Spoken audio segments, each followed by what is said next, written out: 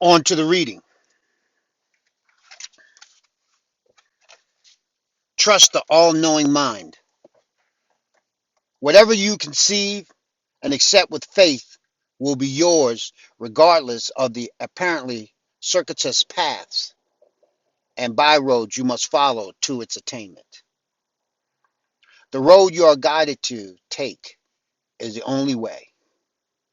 The road you are guided to take is the only way. Is the only way. There is no other. And as long as you work with the subconscious mind, your steps and routes are perfect. Trust the great all knowing mind. Again. Each of us embarks on life's projects like a man who stands in front of a forest and desires to go through to a lake on the other side. Before the man starts, he hasn't the slightest idea which trees he will pass on the left and which trees he will pass on the right. He cannot foresee the culvert he will meet. That means how can I say, like a moat, like a dip in the ground, like the obstacles or the mucky lowland or the creek that must be forded. He sees in his mind only a straight line leading from his side of the forest to the lake, and along this line he starts as the shortest distance between 2 points. A tree lies fallen across his path. He skirts it. He comes to the swamp. He walks around it. He comes to the culvert and again swings off his straight route to avoid an obstacle. Does he become discouraged each time he must vary from the straight line which he has projected as the shortest route to the lake? If he does, he will say, I can't get there. And the subconscious mind will turn him around and march him back to a starting point. And he will have failed. But the subconscious mind won't have failed. It will have answered his most recent conviction as it always must. The man who says I can't is a failure and unhappy, but he nevertheless arrives back at his starting place unharmed, guided to a return there by the subconscious mind. It is the man who cuts himself off from God, the man whose vanity isolates himself from the subconscious mind, who is in the real danger. He says, God made a mistake and doesn't know how to do this because I know that the shortest distance between 2 points is a straight line. Therefore, I will climb over the fallen tree and proceed on my way. He does, and the tree is rotten and collapses on him, and the fall breaks his leg. Or if he safely passes the tree and proceeds through the swamp, he's caught in the quicksand. Or if he passes the tree and the swamp and walks through the culvert, he's bitten by a rattlesnake. Thus, the man who predicts the way the subconscious mind must work is never following anything other than his own dictates, which will surely visit limitation and lack and even disaster upon his family. For our traveler by himself cannot know of the rotten tree and the quicksand and the rattlesnake, but God does. And he who conceives his goal with faith and never falters, no matter the bends in the road, will surely arrive at his destination and always by the most perfect path. The Invincible Guide. From the 33rd Psalm, it is stated, Lo, though I walk through the valley of the shadow of death, I fear no evil, for thou art with me. God is wherever you are, always guiding you. He forever guides you to each of your conceptions, for he answers in physical reality that which you conceive and accept in your mind. If you conceive and accept good, you will be guided along the most perfect path to its attainment, no matter how winding and circuitous the route may seem to your limited knowledge. Thus, let go and let God means to trust God, to trust in the perfect knowledge of the subconscious mind, to know whatever paths you travel toward your goals are the right ones, the only ones, the perfect ones, for you have been set upon them by the omnipotent, mind of God, which makes no mistakes and will deliver you safely and prepared at your destination. Let go and let God means to recognize that you do nothing but observe and accept, and whatever you accept is delivered to you by the subconscious mind. Therefore, there is no personal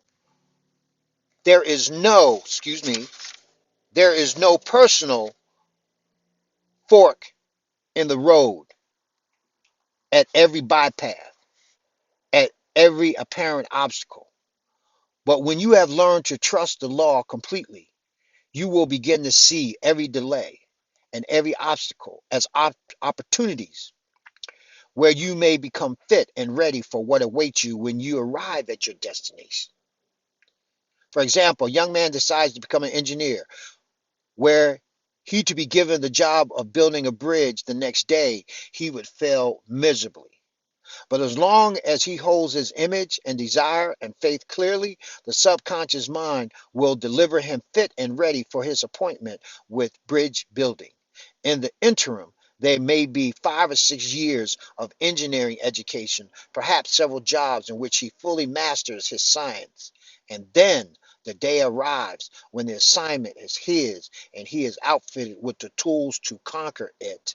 And every step of the way, he has been in the hands of the omnipotent and omniscient subconscious mind. There is no such thing as failure unless it is accepted.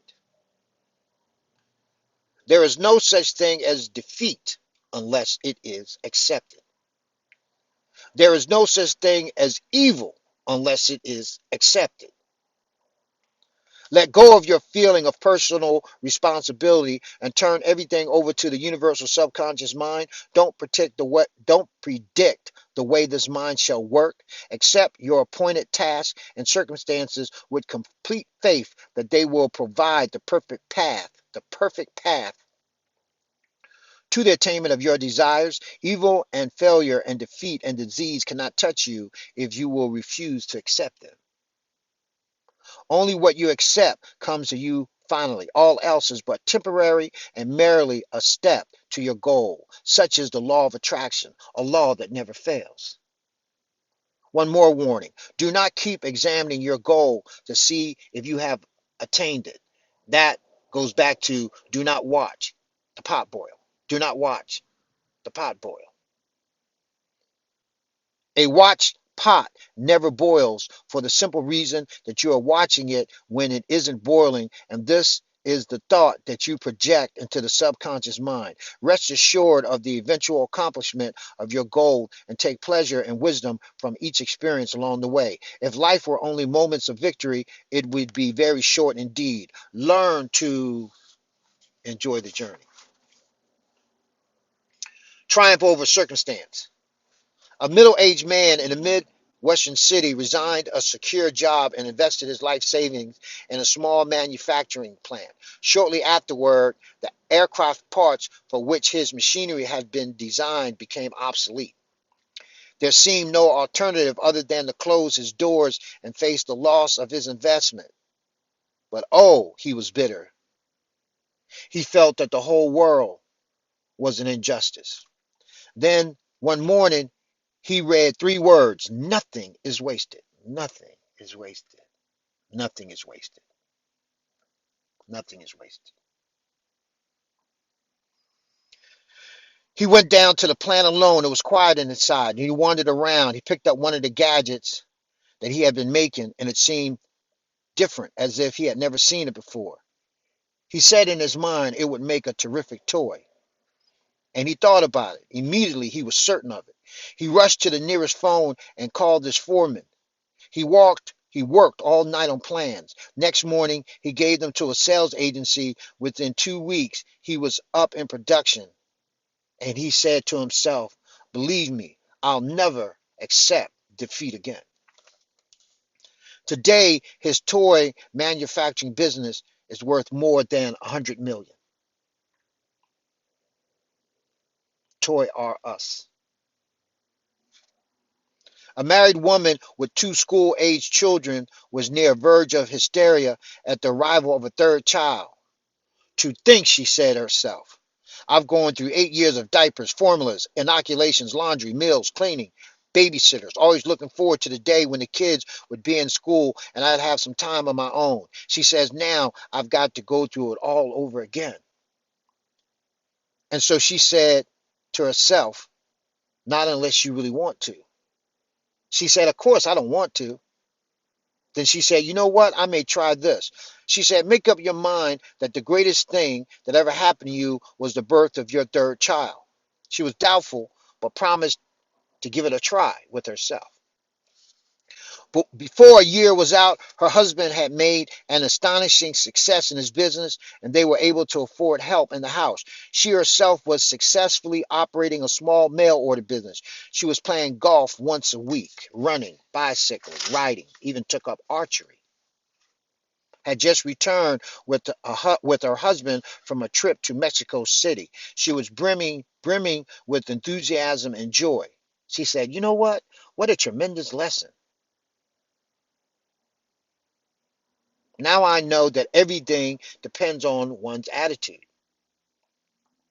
An energetic business executive was very upset at being retired on his 65th birthday.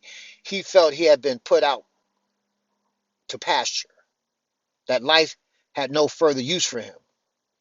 He used his leisure only to, how can I say, like just walk around very depressed. And so something happened called PLOM, poor little old me.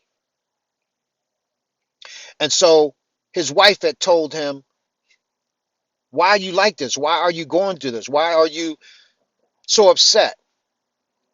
And so then he thought about it and he says, you know what? He says, I'm going to smile about this. And he said, I'm going to find a way to cure this. He said, I'm going to quit feeling sorry for myself. And he said to himself, I'm going to do something today. So what he did was, him and his wife now have a busy stamp store, and they are so active, involved with their community, where he no longer has time to be depressed. He said he's so pleased in the never failing cure for a severe case of poor little old me. A young clerk was struck by a trolley and lost the use of his legs. His family and friends were horrified, certain he would eventually become a ward of the state.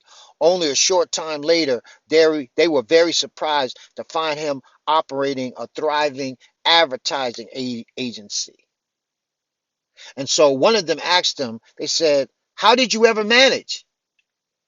He said, you can't even get out of bed. And this was his reply. He said, my mind can, and that's all that's necessary. The thought atmosphere. It is an inescapable fact that each human being who lives is surrounded by a subtle but powerful thought atmosphere. We are accustomed to believe that thoughts are invisible, yet we mark the existence of thousands of them with our very eyes each day. The thought of each man stands written on his face, on his brow, in the expression of his eyes, in the set of his lips, the carriage of his head, his posture, his bearing, his demeanor, and the tone of his conversation, his character, his successes, his failures, his very life. Let a man walk into a room where you are, and you immediately are conscious of the thought atmosphere that surrounds him. Your very reaction is that you either like him or you don't. It isn't that the man prompts you to this instinctive decision. It is the kind of thoughts he thinks. It is the kind of thoughts he thinks. And I've dealt with this, so I can truly follow this. His mental atmosphere reaches out and it contacts yours immediately. If it is similar, you are attracted to him. If it is opposed, you dislike him. Only a modification of thinking on the part of one or both of you can change this, for like gravitates to like in the universal subconscious mind and throughout all nature. Each of us seeks for good to enter his life. Even when we become negative thinkers and hopeless and defeated, it is still good we seek. The reality we have lent to evil has brought us to the final imbecility of thinking negatively and hoping for the positive. Patterns of negative thinking seem our only means of coping with the world, which appears bent on denying all our goals and aims and desires.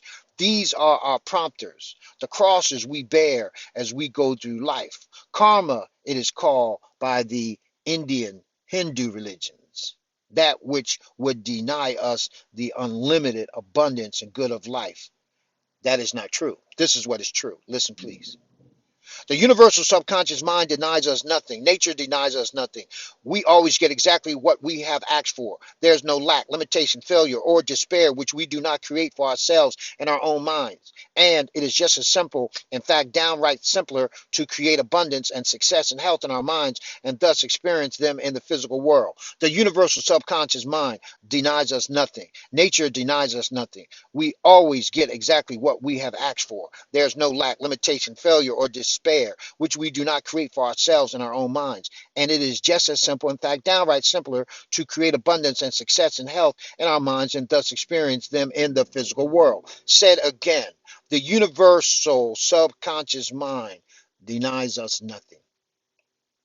Nature denies us nothing. We always get exactly what we have asked for. Ask, and ye shall receive. Knock, and the door shall be open with conviction, with faith. There is no lack, limitation, failure, or despair which we do not create for ourselves in our own minds. And it is just as simple, in fact, downright simpler, to create abundance and success, health in our minds, and thus experience them in the physical world tomorrow.